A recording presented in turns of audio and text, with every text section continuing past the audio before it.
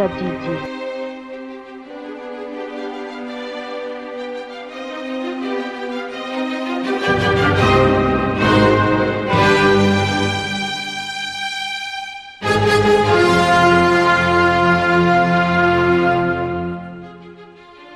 Ataompoko ny raketako ny teninao mba tsy hanontako aminao. Salama, tsirondro filomizato, akemifolo.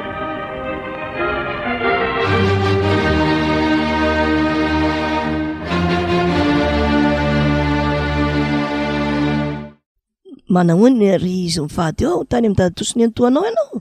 Tany mihitsy ary neny fa isaky ny makanya dia misy zavatra mampiomehy foana mandinika an'ireo fiainana mpivady ireo. Mahagaga mihitsy izy mivady ireo a. Maninona izy mivady inona mampimehy? Izy mivady ireo neny dia tena mifanohatra zato isan-jato mihitsy fa dia asa hoe naninona nataon'Andriamanitra ny vady. Samby kristianina aloha izy sa tsy izany no fahitanao azy? Izy aloha dia samy mpino e, samy efa manana an Jesosy mihitsy ao am-pony fa tsy le kristianina mpandeha any am-piangonana fotsiny. Ka tsy azoko ny ilazanao hoe mifanohatra ry zareo nefa amiko izy ireo zao tokony ho mpivady tena ray saina sy ray fo mihitsy.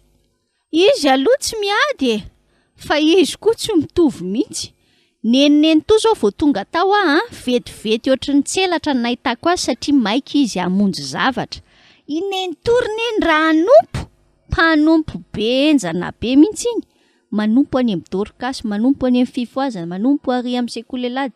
Zay ataony neny rehetrarehetra tsy hoe zay ataony be da be zay fanompona atao dia any amin'ny neny to mahataony neny to kely daholo. Ary mazoto izy ary tsy mety afa-po fa manao foana. Dia variana indray anefa mijery any dada to. Fa maninona ny dada to anao? Tsara ngeny ataony neny to anao iny.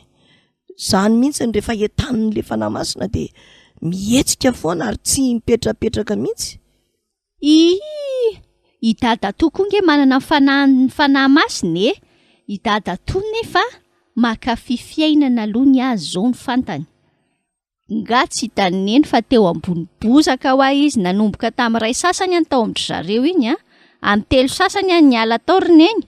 Mbola eo amin'le seza lava eo amin'ny bozaka izy mandinika an'le lanitra dia mantany azy fa tsy naharitra tsiny hoe finna ny tena ataony dada to eto e. Manino dada to tsy miaraka amin'ny neny to any amin'le alehany any. Izy hono ry neny tsy mahavita an'izany.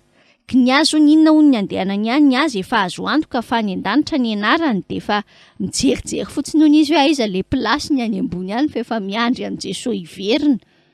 Dia hitako ohatrany tsy maninona any aloha ny dada to e, marina ihany ny azy fa aleo mihainohaino dia makafilinina. Ohatra dia izany ve ny fijerinao azo tokoa anaka? Tsy raha ianao zany safidy dia tsy tianao ny fiainan'ny neny to anao fa neny dada to anao mahafinaritra anao?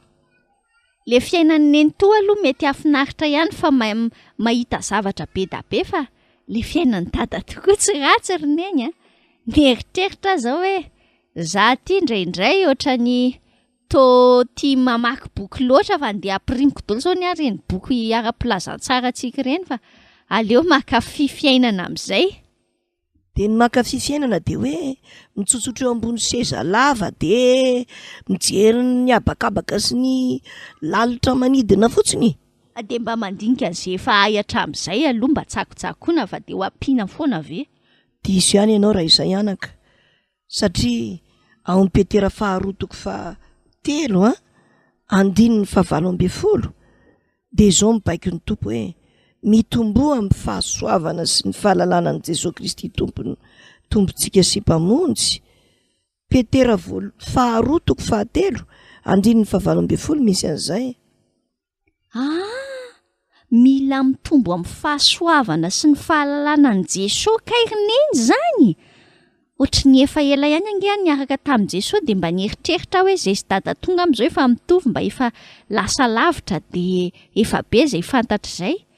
Kay tsy na firy-taona na kristianina tsy hoe ampy akory fa mila mitombo roneny Petera 2:7-20 hoe mitombo amin'ny fahasoavana sy ny fahalalana ny Jesosy Kristy tompontsika sy mpamonjy.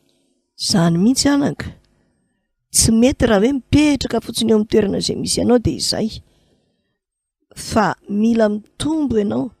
Adininao nga le ankiziny tantaraiky taminao indray mandeha hoe dozo ny notiny tamin'ny voalohany, dizo ny volarana voalohany, kanjo niezaka daholo ny ankizy, dia lasa dozo foana ny anazy, ny azy tsy niotsika mihitsy fa teo amin'ny dozo foana, lasa izy ny gisitra tao am-pianarana.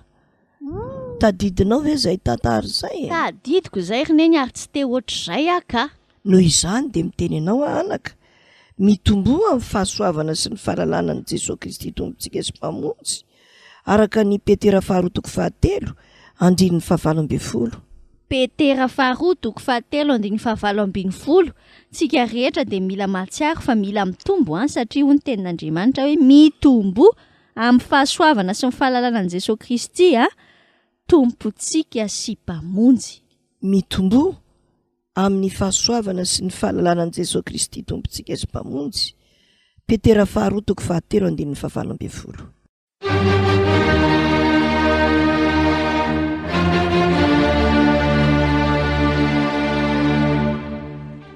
Ombay mitadidi.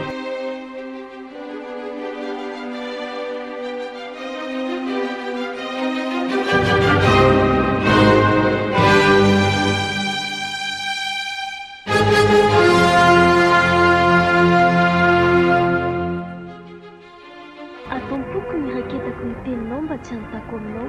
Salamo 7:7 hatramin'ny 10.